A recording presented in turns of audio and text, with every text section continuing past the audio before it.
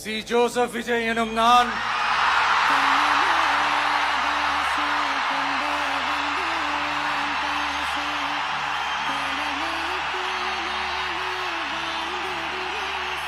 சட்டப்படி அமைக்கப்பெற்ற இந்திய அரசியல் அமைப்பின்பால் உண்மையான நம்பிக்கையும் மாறா பற்றும் கொண்டிருப்பேன் என்றும் இந்திய நாட்டின் ஒப்பில்லாத முழு முதல் ஆட்சியையும் ஒருமையையும் நிலை நிறுத்துவேன் என்றும் தமிழ்நாட்டு அரசின் முதலமைச்சராக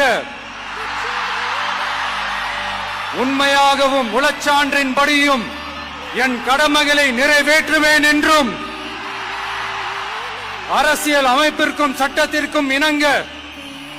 அச்சமும் ஒருதலை சார்பும் இன்றி